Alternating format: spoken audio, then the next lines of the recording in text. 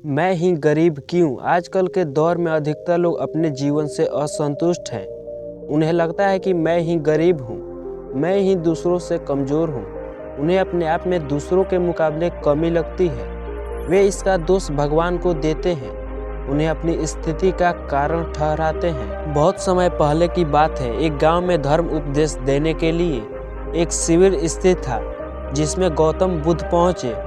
गांव के लोग अपनी अपनी समस्या लेकर उनके पास जाते और उनसे समाधान प्राप्त कर नई ऊर्जा के साथ वापस लौटते। गांव के बाहर एक गरीब राह में बैठकर बुद्ध के पास आते जाते लोगों को देखता रहता। उसने क्या देखा, दुखी चेहरा लिए भारी कदमों से लोग गौतम बुद्ध के पास जाते और नई ऊर्जा के साथ चेहरे पर खुशी और आनंद लिए वापस लौटते।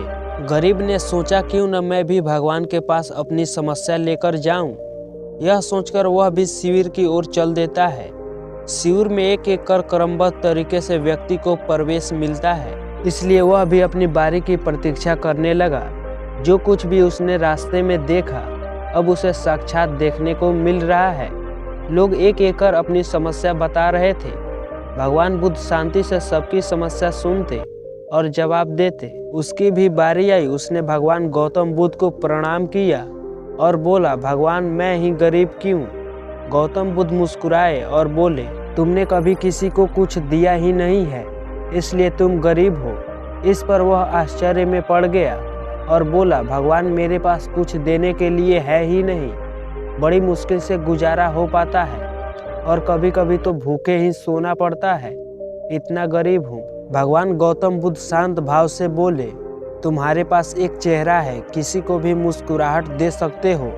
तुम्हारे पास मुंह है, किसी की भी प्रशंसा कर सकते हो। जो हाथ तुम्हारे पास है, किसी की भी मदद कर सकते हो। जिसके पास ये तीन चीज़ें हैं, वह भला कैसे गरीब हो सकता है? गरीबी का भाव मन में होता है, मन से यह भ्रम निकाल दो। लोगों को देते जाओ, गरीबी अपने आप ही दूर हो जाएगी। यह बात सुनकर उस गरीब का चेहरा दमक उठा और उसके हर सवालों का जवाब मिल चुका है। अब उसके मन में गरीबी का कोई भाव नहीं है। इस शिक्षा को जीवन में उतारकर कुछ ही दिनों में उसका जीवन खुशियों से भर गया।